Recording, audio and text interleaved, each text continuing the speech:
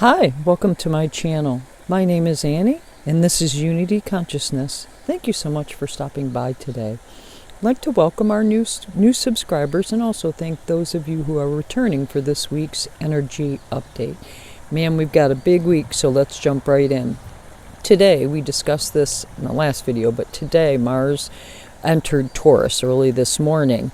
Mars in Taurus is very different energy than Mars in Aries. It's a very methodical action, tried and true, slow and steady, that sort of thing. It is debilitated in this sign because it is its home sign is actually Scorpio. So with Scorpio being the opposite side of the opposite of Taurus on the zodiac wheel, it's debilitated. It's far from home, and it's not as strong as it would be, which is probably good considering we're going to have a square with Pluto this week that is going to make things intense. So as Mars is debilitated in Taurus, that is definitely going to work in our favor, notching that back a little bit. In addition to that, today we've had the Sun in the sign of Gemini is squaring Saturn and Pisces. I want to back up because we have some squares going on this week, and I want to discuss squares real quick. Squares create choice points. They highlight differing energies, and depending on the planets or objects involved, it can be very challenging. Again, creating a choice point. Saturn squares ask us to pause for cause, I say, take ownership and be patient.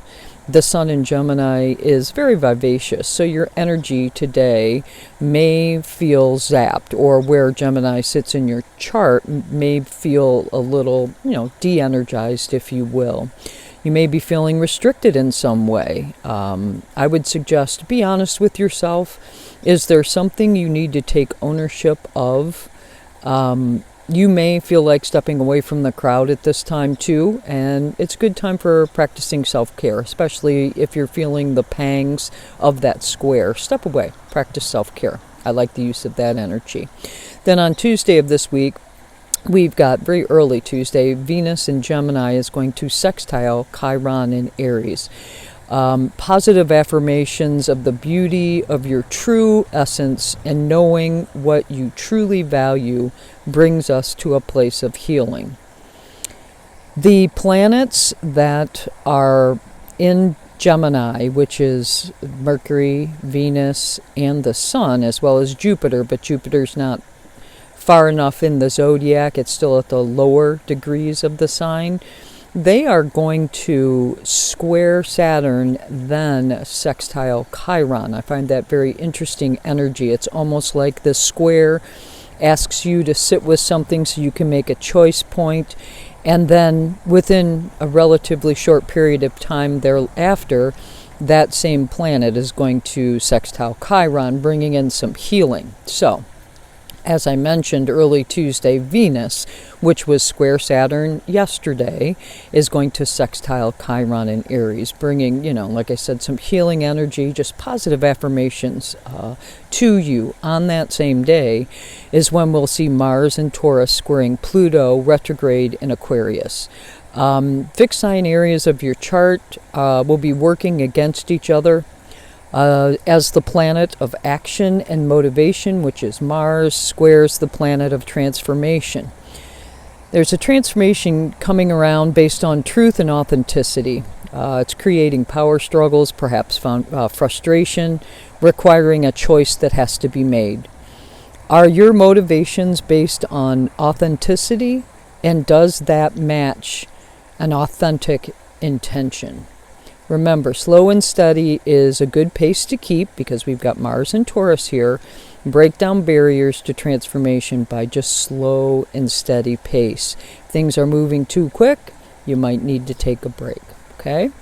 Then on Wednesday, which is the 12th, we've got the Sun in Gemini is going to sextile Chiron. We talked about that energy. I really like that revitalization. It's warm, healing energy that is very good about your essence, or perhaps areas, because it's Chiron and Aries, where there may have been wounding because you were abandoned in some way, well, that's coming around for healing, and I do enjoy that energy. However, shortly after that, Mercury in the sign of Gemini is going to square Saturn in Pisces. Again, choice point, right? Be aware of your words and the self-talk. Please don't beat yourself up. Mercury in Gemini is a very chatty placement, and it could even be negative self-talk. That's just off the charts. We really don't need that. It's not very helpful. I would sit with why you're doing that should that present itself. Also, overpromising is not the same as taking responsibility. So just remember that. That came through very clear while I was sitting with this energy this morning. Overpromising is not the same as taking responsibility. Have patience and mind your words on this day. That would be Wednesday. Then on the 13th, we've got Mercury in Gemini is going to sextile Chiron, right? Soothing or healing words, speaking to our true essence. Again, that very healing energy that comes in after that, those squares to Saturn. Then on Friday, we've got Mercury is going to disappear into the Sun for a renewal in its home sign. I like this energy a lot. This Kazemi makes for a powerful communication day of insights and downloads with all of the energy, all of the squares going on early in the week. This could be a day where things are starting to come together for you. You're making sense of things that otherwise, were, because of the square, it was difficult to perhaps see another person's angle. Then, a week from today, happy Father's Day to all the fathers out there, the mothers who have had to be fathers, and those who have stood in for fathers. Very big responsibility, and I appreciate you for doing that. But on this day, we've got Venus in Gemini. It's getting ready to enter Cancer, but before she does, she's going to square Neptune in Pisces, creating confusion, or what I heard was dysfunctional, idolizing behavior leading to deception in relationships or with money. Be very mindful of overspending on this day. You could also feel abandoned or overlooked in some way because we've got, Venus just getting ready to leave Gemini at anaretic degree is squaring Neptune in Pisces, also at anaretic degree. If you're feeling overlooked or abandoned, step away. Self-care. Remember, self-care and compassion would be very, very helpful. On Monday the 17th, Mercury's going to do the same thing. So we've got a couple of days of this fogginess. I would say best advice is trust but verify. All right, that's what I have for you this week. A lot of energy going on. I decided because of the Mars-Pluto square we'll be experiencing to reach out to the Dragon Oracle deck. Let's see if I can get it all on screen. The Dragon Oracle deck. And the card that jumped out, and it literally jumped right out, is the Golden Orange Dragon. Expands your light for ascension. Fifth dimensional golden orange dragons are part of Archangel Metatron's ascension team. Archangel Metatron is leading forward individuals who are ready to follow his path. At the same time, he is overseeing the ascension of the entire universe. The golden orange dragons who work for him are carrying the fifth dimensional ascension blueprint for Earth. And they come to those of us who are ready to make a difference. As soon as they see golden orange energy awaken in our aura, they breathe into us to expand it and accelerate our ascension journey. These magnificent dragons demonstrate dignity, peace, and power with wisdom. They are peaceful spiritual warriors, always ready to help and encourage those in need. Now for expanded guidance.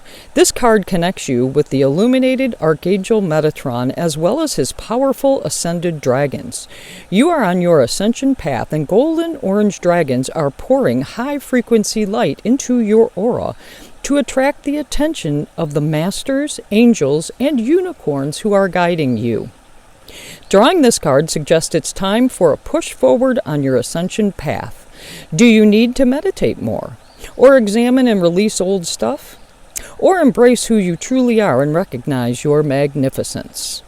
Tell these dragons what you need in order to take the next step on your journey into the higher frequencies, and they will help you.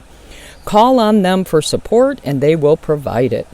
They are wonderful companions and friends. Well, that's all I have for you this week. I thank you so much for tuning in today. I do want to thank my hosts here at Rivershire Retreat on the banks of the Boardman River in lovely northern Michigan. I'm sending all kinds of love and light, the beautiful energy that is Rivershire, the healing energy to you, to each one of you this week. If you like this video, please do click the like button. If you want to know when videos are being dropped, please click the subscribe button. And if you have any comments or suggestions, please post them in the comment section below.